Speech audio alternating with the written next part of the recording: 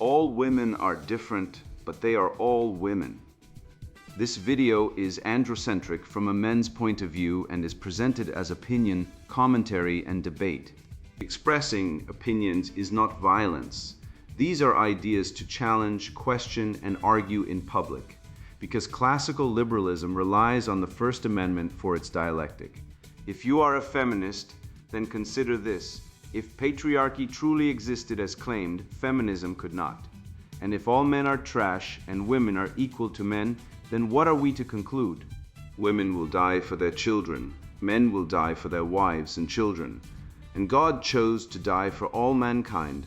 Authority rolls up with responsibility. If this framing of facts offends you, click off to a cute cat video. Proceeding further will expose you to gamma bias and criticism directed at ideas, claims, institutions, not at any individual's virtue or dignity. Our method follows the 7 liberal arts: the trivium, grammar, logic, rhetoric, and the quadrivium, arithmetic, geometry, music, and astronomy, and the transcendentals, the good, true, and beautiful.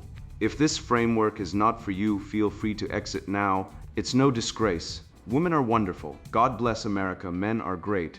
Feminismus delendus est. Real men push back. Say no to feminist Marxist nonsense. Written by Conrad Riker. Available now. Links in description. Real men push back. A field guide for men who still notice reality. Men don't mansplain pancakes. Women weaponize whining.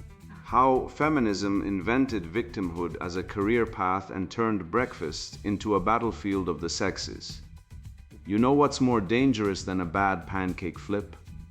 A woman who thinks her tears are seasoning and her rage is revelation. I once watched a woman on Reddit cry into her lentil loaf, then post it like it was communion. Behold, my emotional labor, sanctified by PMS and Pinterest. And men, you see, are the villains because we don't genuflect at the altar of her culinary catharsis. Spare me, if emotion were fuel, women would have powered the moon landing. Instead, men built rockets while women argued about the vibe of the launch pad. Let's be clear, no one is mansplaining your spatula because they hate you. They're correcting you because you're doing it wrong. And if that stings, good truth should. I once fixed my girlfriend's pancake flip, gentle wrist motion, 180-degree arc, no splatter, and she called it toxic. Meanwhile, she'd spent 10 minutes lecturing me on why my socks didn't match the energy of the room. That's the double standard. Women can psychoanalyze your soul over laundry, but God forbid you suggest she flip the damn pancake with technique instead of tantrum. This isn't about pancakes. It's about jurisdiction specifically, the feminist seizure of epistemic real estate. They've declared all emotional space theirs by divine right, then accused men of trespassing when we breathe near it. But here's the data they don't want you to see. 85% of single-parent homes are led by women. 93% of workplace fatalities are men. Men commit 97% of violent crimes, but also 99% of heroic rescues. We build the world, pay the taxes, die in wars, and still get called privileged because a woman once got mansplained at brunch. The female author brags about buying a house alone. Good for her. But 72% of homeless people are men. No one's whispering rage into their ears, just the wind through broken shopping carts. And let's talk about that emotional labor she claims to carry. Men are 3.5 times more likely to die by suicide, yet women dominate therapy spaces, not because men don't feel, but because we're told to suffer silently, be strong, be provider, be rock, while women are encouraged to emote, explore, explode. So don't tell me about your sacred connection. Your connection is subsidized by us. With our taxes, our silence, our bodies in trenches and mines. And when you say men conquered dinner like colonialists, I laugh because the last time I conquered a meal, it was a frozen burrito eaten standing up after an 80-hour work week. While she was at a self-care retreat journaling about her chakras. Feminism isn't liberation, it's a protection racket. It tells women they're oppressed, then sells them outrage as armor, but the real oppression. It's the man in the ER at 3 a.m., fixing your broken bones after your empowered hookup went wrong. It's the father bankrupted by family court because the kids need their mother, even when she's a narcissist who weaponizes visitation like a Molotov cocktail. It's the guy arrested for commenting "nice bike" online while actual predators walk free. This isn't equality. It's inverted tyranny. And if you still believe women don't need men, open a biology textbook. Or better yet, try building a civilization with only ovaries. See how far lived erlebnis gets you when the power goes out. I'm not here to apologize for competence. I'm here to resurrect truth because the West isn't dying from patriarchy. It's dying from lies, and I've got the receipts. Bunkum article.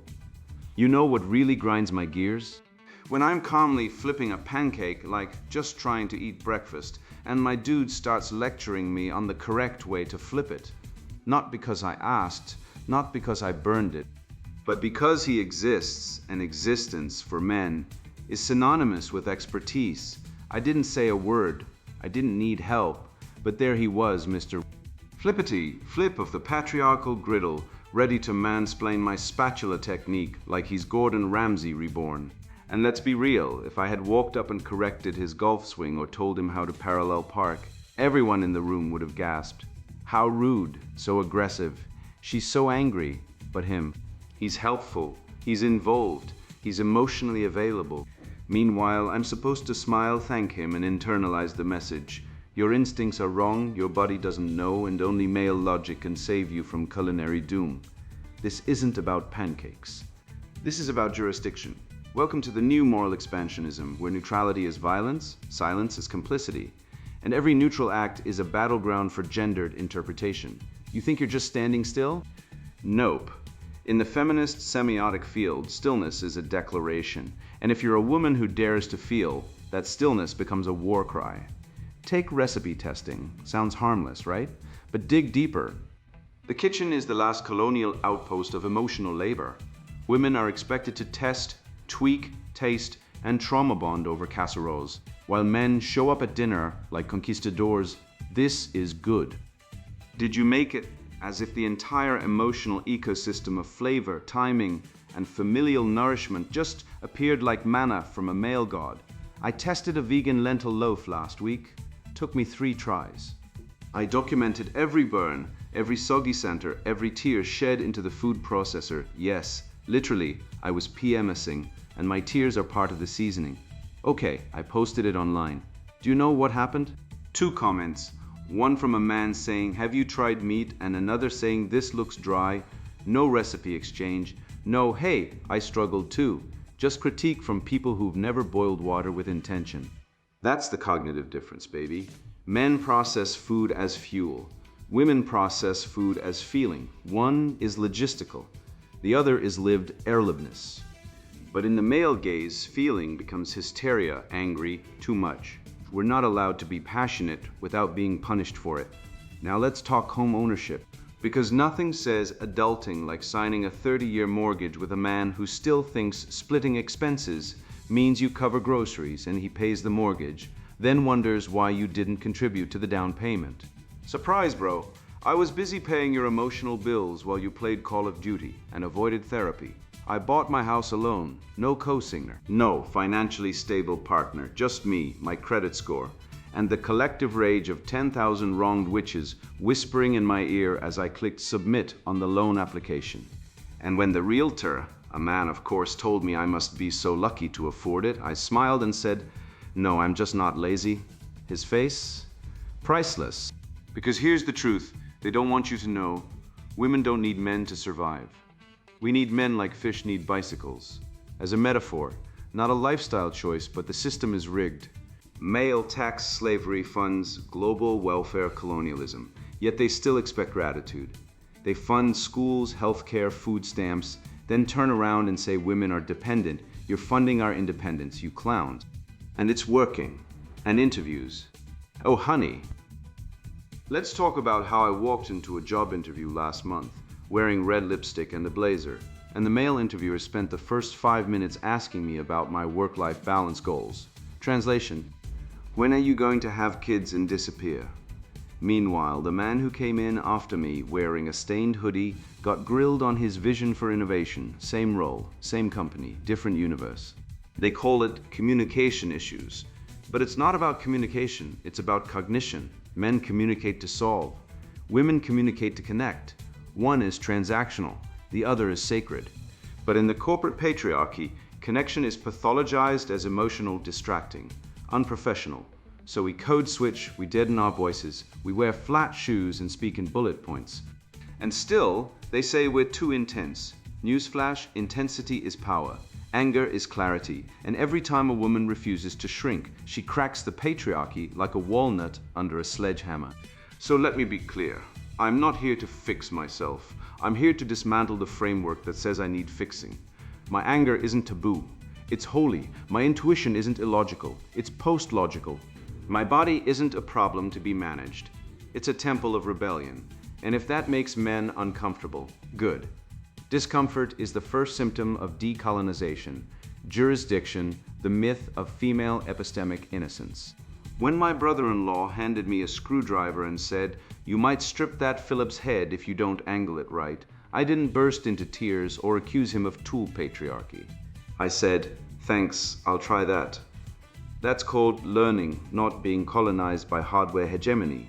But according to the feminist semiotic field, the same mystical realm where silence is violence and pancakes are power struggles. Any unsolicited input from a man is an act of epistemic aggression. Let me break this down like a drop plate. Help is not hate. Correcting technique is not domination. It's called shared knowledge, and it built Western civilization while feminist theorists were still debating if bridges have a gender. If a woman tells me my tie is crooked, I fix it. I don't scream womansplain and storm off. Why? Because truth has no gender, and competence isn't a patriarchal conspiracy. It's the reason we have indoor plumbing. Let's break down this pancake parable. The writer says her partner flipped a pancake. She never asked to be flipped. So instantly, he's painted as a culinary genius and kitchen tyrant. But here's the real question. Did the pancake end up on the floor?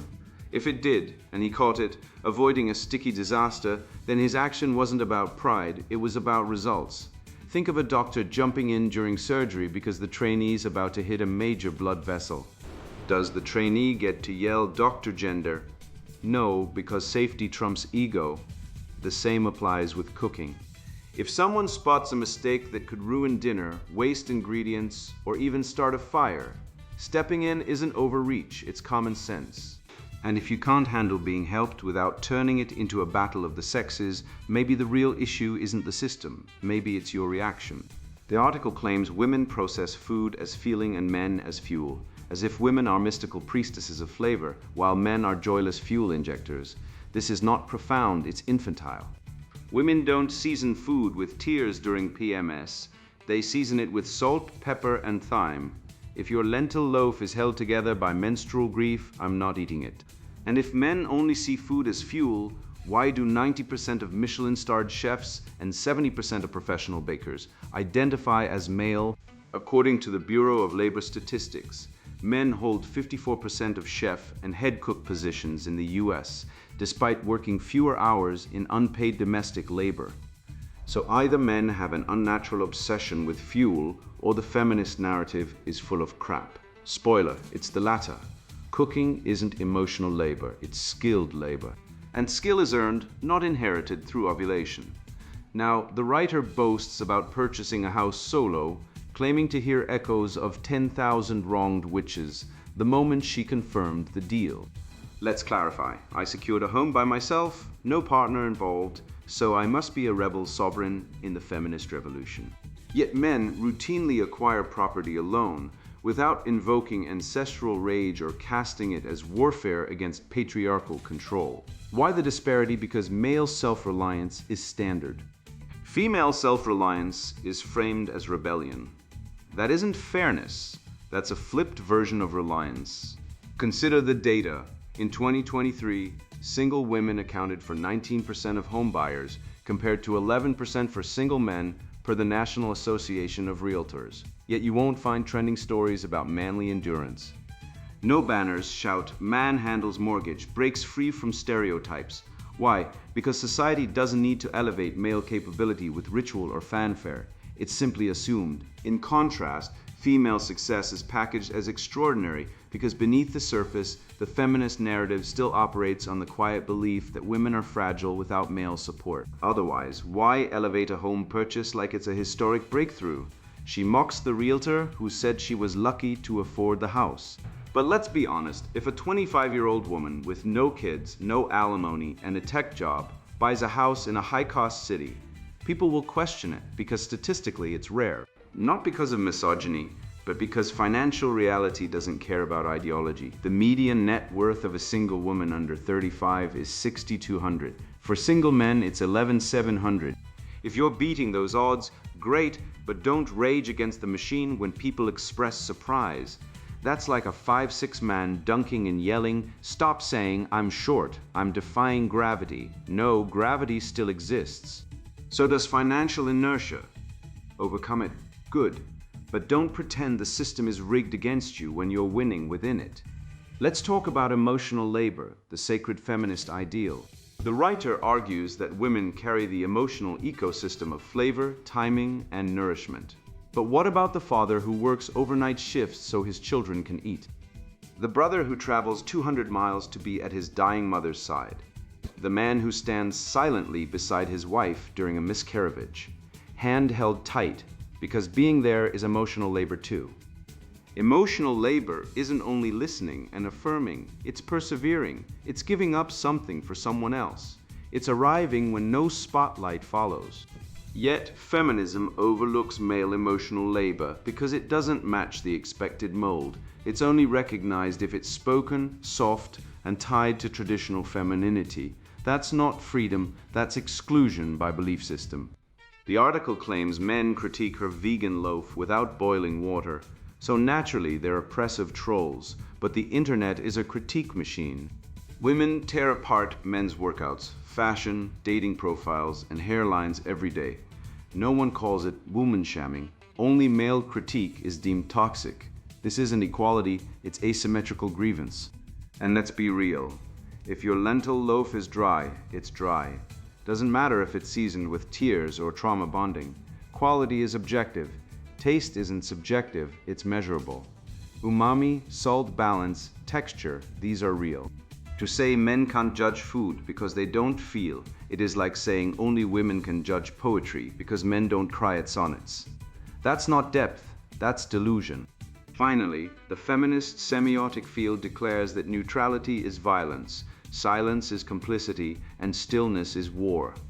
This isn't philosophy, it's totalitarianism. It means men can never just be, can't observe, can't help. Can't exist without being accused of domination.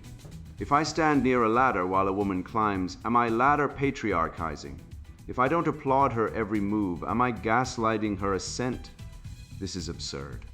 It's also dangerous. It creates a world where men are guilty until proven useful, and even then, they're suspect the result. Men disengage, they stop helping, they stop trying. And then feminists scream, "Where are the good men?" The answer is simple, you drove them away with nonsense. So let me be clear. I am not here to apologize for competence. I am not here to shrink so women can feel powerful. Truth is not oppression. Correction is not colonization. And if my existence as a man who knows things makes you uncomfortable, good. Discomfort is the first symptom of waking up. I used to believe the narrative that men hold all the power, that we dominate every room, every system, every institution. Then I looked at the data, I looked at the courts, I looked at the suicide rates, I looked at the divorce settlements, and I realized the real oppression isn't happening in the kitchen or the boardroom. It's happening in family court, in prison cells filled with deadbeat dads, in hospitals where boys are disciplined for being boys, and in schools where masculinity is treated like a behavioral disorder. The feminist story paints men as eternal oppressors, but the facts tell a different tale, one of systemic abandonment, financial castration, and legal erasure. And that's when it hit me. If this is patriarchy, then I want a refund. Cognition, the weaponization of difference. You know what's more statistically likely than a man interrupting your pancake flip? You being the one who ends up in family court, losing your children, your home, and half your income while he walks free. Let's talk about real jurisdiction. The legal system that treats men like disposable sperm donors and women like fragile goddesses who can do no wrong. I once met a guy, let's call him Dave, who paid child support for 12 years, saw his kids twice, and still got thrown in jail for falling behind by 3 months during a layoff. His ex, she admitted on Facebook to using the kids as emotional blackmail and still got full custody. That's not family law, that's state-sanctioned theft. And you think mansplaining pancakes is the real problem? Let's cut through the emotional fog. You say men exist and suddenly become experts, but women exist and suddenly become victims of men, of society, of capitalism, of pancakes. Every neutral act by a man is a microaggression, but every act by a woman lying in court, faking assault, aborting at 9 months, is sacred lived and libness. You claim your tears are part of the seasoning. Fine. But when a man cries because his children were taken from him by a kangaroo court, suddenly tears are toxic. His pain is inconvenient. Your PMS is a manifesto. That's not equality. That's emotional tyranny. You brag about buying a house alone. Good for you. But let's look at the numbers. 85% of homeless people are men. 93% of workplace fatalities are men. Men work the dangerous jobs, die in wars, pay 80% of taxes, and fund the very welfare system that allows you to crow about independence while collecting state benefits exclusively for women. Single mother housing, women's shelters, female-only scholarships, domestic violence grants that ignore male victims. You're not independent, you're subsidized, and then you have the gall to call male tax contribution slavery? Try building a bridge at 200 feet in a storm while knowing the government will take half your pay and give it to someone who won't even look you in the eye in family court. You say men communicate to solve, women to connect. What horseshit. I've sat in boardrooms where women spent 45 minutes discussing how someone felt about the font on a PowerPoint while the deadline burned. I've seen men quietly fix a server crash in 6 minutes and get zero praise. One is efficient, the other is performative. But you frame emotional verbosity as sacred and logic as patriarchal. That's not philosophy, that's cargo cult thinking. You've replaced reason with ritual. Instead of solving problems, you host healing circles while the real world burns. And when a man says, "Can we focus?" you call him emotionally stunted. No, sweetheart, you're the one stunted by your own dogma. You claim men avoid therapy. Tell that to the 3.5 times more men who die by suicide every year. Men don't avoid pain, they endure it. Because from age 6, we're taught boys don't cry, not by women, by you, by schools. By media, by a culture that calls a boy girly as an insult. Then you wonder why he doesn't talk. You built the cage and now you're shocked he won't sing. And let's demolish this work-life balance sob story. You walked in with red lipstick and got asked about kids. Boo-hoo. I walked into an interview once with a resume thicker than the Constitution and got asked if I was ready to commit after my divorce. Translation, we think you're unstable, but I didn't scream patriarchy. I got the job because competent silence is bias. You want real bias. Look at the 2.3 million fathers denied any visitation. Look at the 40% of false domestic violence claims used to seize homes and kids. Now that's systemic abuse. But you're too busy crying into lentil loaves to see it. You throw around that ridiculous fish need bicycles line as if it's sacred truth. Try this instead. A society that turns on those who defend it will crumble the moment real threats show up. Men designed the skyscrapers, faced down enemies in battle, laid the cables that power the web. Meanwhile, women are filing lawsuits because someone hurt their feelings. You claim men are obsolete? See how far you get when the storm hits and the man who built the flood barriers is gone. Try stopping an invasion with a viral tweet. Try raising a kid without a dad. Oh wait, you've already done that. And the numbers don't lie. Kids without fathers are 3 times more likely to end up behind bars, 5 times more likely to grow up poor. But by all means, keep shouting about female dominance to an echo chamber of 1. You call your anger holy, your intuition post-logical.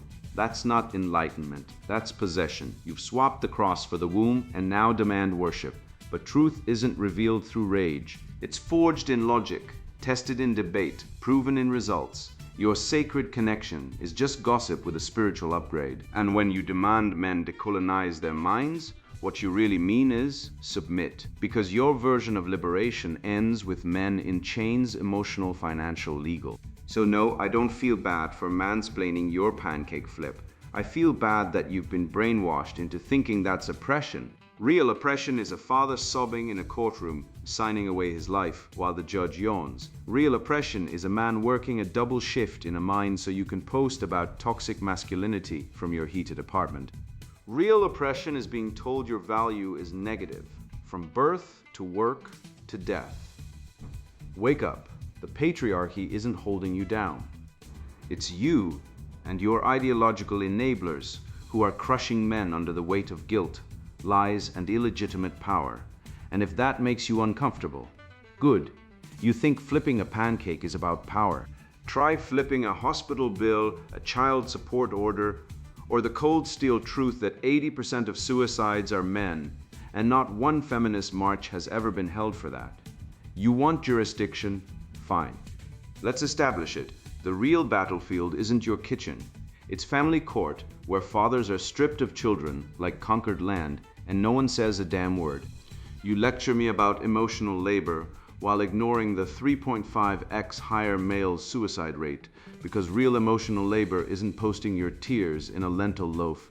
It's swallowing them for 20 years so your kids don't starve.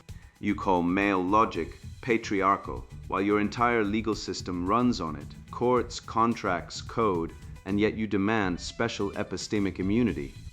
As if your ovaries grant divine insight into tax policy or structural engineering. Newsflash, no woman built the Hoover Dam, but every woman uses the electricity. And yes, men pay for it, all of it. 80% of federal income taxes come from men. We fund your shelters, your grants, your independence, then get called oppressors when we ask for respect. You say men don't do emotional labor. My father worked the night shift for 30 years, came home silent, never complained, buried his pain so I could eat. That's not emotional neglect, that's emotional sacrifice. And your sacred connection feminism?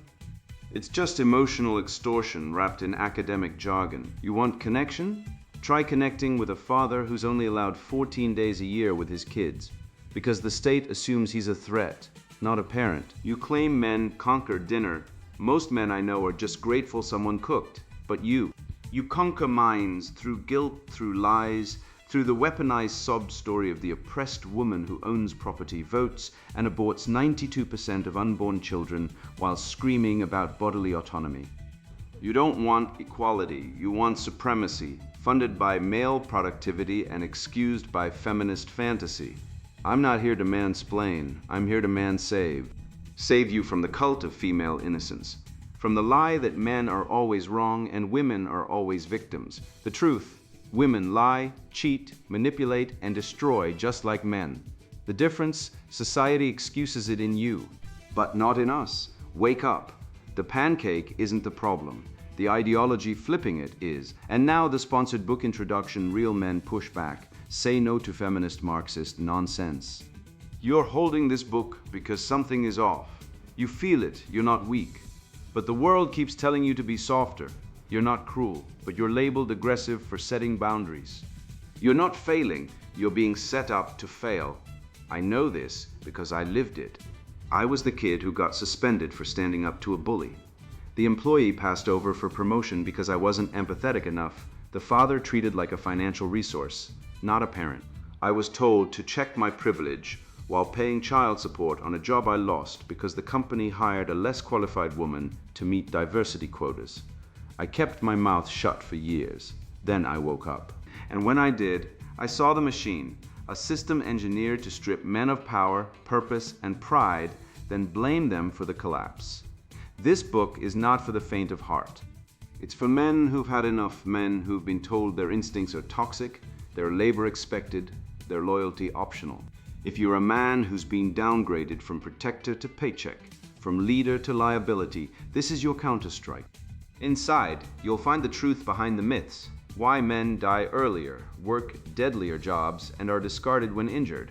How schools pathologize boyhood energy as disorder. How courts treat fathers as disposable sperm donors. how language has been weaponized to paint men as predators by default. You'll learn why emotional labor flows one way, why marriage is a legal trap for men, and why the so-called gender wage gap is a statistical shell game. This isn't theory. This is survival. I've studied evolutionary biology, criminology, family law, labor economics, real data, not propaganda. Men are not the oppressors, we are the exploited class. And we've been silent too long. If you're a woman looking for validation of your victimhood, put this book down, go watch a TED Talk. If you're a man who still believes in fairness, who thinks the system will reward hard work and integrity, you're already behind.